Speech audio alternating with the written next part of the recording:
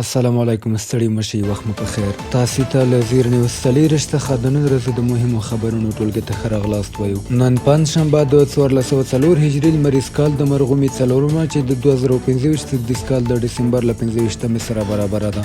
زه صافی مو تاسو ته له زیر نیوز څلېرش څخه د نړۍ مهم خبرونه وړاندې کوم، خو په سر کې د مهمو خبرونو سرټکی. په غزه کې د عیسوي ټولنې کرسمس سږکال د اسرایلي بمبار او ډرونونو تر سیوري لاندې ونمانځل شو او امریکا پر راتلونکو 2 میاشتو کې پر وینزویلا اقتصادي فشار ډیروي. اوس هم پوره خبرونه. غزه کې کرسمس تر بمبار او ډرونونو لاندې تیر شو. اسرایلي یرغلونه، بندیزونه او بې ځایه کېدل دوام لري. په غزه کې د عیسوي ټولنې کرسمس سږکال د اسرایلي بمبار او ډرونونو تر سیوري لاندې ونمانځل شو. د اسرایلي بمبارۍ له امله ډېرې کلیساو خپل عامه مراسم لغوه کړي او یوازې دننه په دعاګانو یې بسنه کړې ده. له دې وضعیت سره موازي لږ تر لږه 588 اسرایلي میشت ځایوال د پولیسو او پوځ تر ملاتړ لاندې د قدس په الاقصی جومات ورننوتل او هلته یې پاروونکي تګ راتګونه او مذهبي مراسم ترسره کړل. په لویدیځه غاړه کې هم اسرایلي ځواکونو د بیت الله هم په الخضر ښار کې د فلسطیني ښارونو نړېدو عملیات ترسره کړل. په غزه کې بیا د نصیرات کمپ العوده روغتون د تیلو سخت کموالي له امله اړ شو چې ګڼ مهم روغتیایي خدمات په ځانګړي ډول بیړنۍ څانګې، عملیاتي خونې او د زیږون څانګه جزوي وتړي. چارواکي وایي روغتون ته ورځني اړین 2600 لیټره ډیزل نه رسیږي او تر ډیره یوازې نیمایي اړتیا پوره کیږي. د فلسطین د بندیانو د رسنیو دفتر راپور ورکوي چې له 9300 زیات فلسطیني بندیان د شکنجې، سختو شرایطو، لوږې او روغتیایي پاملرنې له نشتوالي سره مخ دي او د ښځینه او ماشوم بندیانو وضعیت یې ډېر اندېښمنونکی بللی دی. پر همدې مهال 14 لویدیځ هیوادونو د اسرایل له لوري د نوو میشت ځایونو جوړېدو پرېکړه غیر قانوني بللې او ویلي دي چې دغه اقدام د اوربند او سیمه ییزې سولې هڅې کمزوري کوي. اسرایلي نواګرو بیا دا نیوکې رد کړې او پرېکړه یې د امنیتي اړتیاو برخه بللې ده. کاتولیک مشر پاپ لیو په خپل کرسمس واعظ کې د غزې له کړکېچن وضعیت جوړه اندېښنه څرګنده کړه او ټینګار وکړ چې د شخړې دوامداره حل باید د فلسطین د خپلواک دولت پر جوړېدو ولاړ وي. ملګرو ملتونو د اټکلونو له مخې جګړې په غزه کې لسګونه زره کسان وژلي او سلګونه زره نور یې ټپیان کړي او لا هم بمبار، بندیزونه او اجباري بې ځایه کېدل روان دي. په لبنان کې د اسرایلي ډرون برید کې 2 کسان وژل شوي. د لبنان دولتي رسنیو راپور ورکړی چې د اسرایل یو ډرون د لبنان ختیځ کې پر یو بس برید کړی چې پکې 2 کسان وژل شوي او 100 تنه نور ټپیان دي. اسرایلي پوځ ویلي چې برید یې په ناصریه سیمه کې پر یو هدفمند وسوال کړی، خو لبناني سرچینو ویلي چې برید د اوربند له پرلپسې سرغړونو یو بیلګه ده. دا برید 2 ساعته وروسته تر هغه وشو چې د جنتا ښارګوټي کې د اسرایلي ډرون په برید کې یو بل ملکي کس هم ټپي شو. د ملګرو ملتونو په وینا له تیر کال د اوربند راهیسې په لبنان کې په اسرایلي بریدونو کې تر 300 زیات کسان وژل شوي چې شاوخوا 120 ملکي وګړي دي.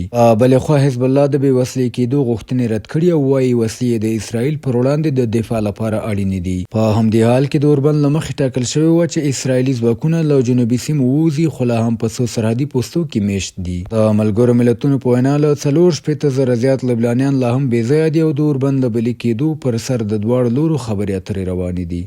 امریکا په راتلونکو 2 میاشتو کې پر وینزویلا اقتصادي فشار ډیروي. رویټرز د یو امریکایي چارواکي له قوله راپور ورکړی چې متحده ایالات به په راتلونکو 2 میاشتو کې پر وینزویلا د پوځي اقدام پر ضد اقتصادي فشار پر زیاتولو تمرکز وکړي او د بندیزونو لاندې تیلو د څارنې او نیولو عملیات به پراخ کړي. راپور زیاتوي سپینې ماڼۍ پوځ ته لارښوونه کړې چې د وینزویلا د تیلو د قرنطین په پلي کولو نږدې تمرکز وکړي، خو وایي د پوځي اقدام امکان لا هم په بشپړ ډول رد شوی نه دی.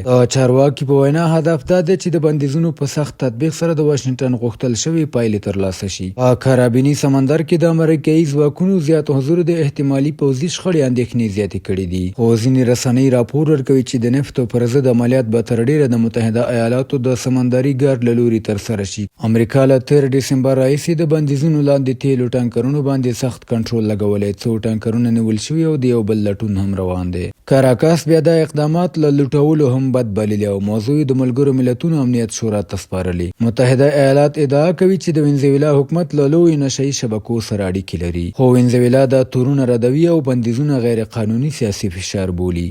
په ډاکا کې د طارق رحمان راتلو ته پراخ هرکلی د 19 کلونو جلا وطنۍ وروسته ستنېږي. له 1 میلیون څخه زیات کسان د بنګلادیش پلازمینې ډاکا ته راټول شوي څو د اپوزیسیون مشر طارق رحمان هرکلی وکړي چې له 19 کلونو جلا وطنۍ وروسته هیواد ته ستنېږي. رحمان د پخواني لومړي وزیر شیخ حسینې تر نسکورېدو وروسته بیرته راتګ ته چمتو شوی دی. راپورونه ښیي چې د بنګلادیش نېشنل پارټي پلویان له سهار راهیسې ښار ته ور روان وو. لاریونونه او غونډې یې جوړې کړې او د خپل مشر د ستنېدو پر ملاتړ شعارونه ورکوي. امنیتي ځواکونه وایي پر مهمو سړکونو او د ډاکا نړیوال هوایي ډګر په شاوخوا کې ځانګړي امنیتي ترتیبات هم نیول شوي دي. طارق رحمان چې د نېشنل پارټي د بنسټګر زوی دی په 2008 کال کې له هیواد څخه وتلی و او په تبعید کې سیاسي فعالیت ته دوام ورکړ. هغه ملاتړي وایي چې بیرته راتګ یې د اپوزیسیون د بیا تنظیم او سیاسي بهیر د نوې مرحلې پیل ګڼي. شنونکي باور لري د رحمان حضور به د واک انتقال، ټاکنو او د راتلونکو ائتلافي خبرو پر بهیر پراخ اغیز ولري. تر اوسه حکومت پاله اړخونو د ستنېدو په اړه رسمي تبصره نه ده کړې، خو ټینګار کوي چې ټولې حقوقي دوسیې به د قانون له مخې څېړل کېږي. د اپوزیسیون ګوند د خپلو پلویانو غوښتي چې سوله ییز نظم وساتي او ښاري ژوند اغېزمن نه کړي. بهرني خبرونه همدومره د کورنۍ او سپورټي خبرونو لپاره زموږ پاڼې وڅارئ. په خواله رسنیو فیسبوک، انسټاګرام، ایکس، یوټیوب او ټیک ټاک زموږ خپرونې خوښې او موږ تعقیب کړئ. ادرس یې زیر نیوز 40 تر سبا خپرونې د الله په امان.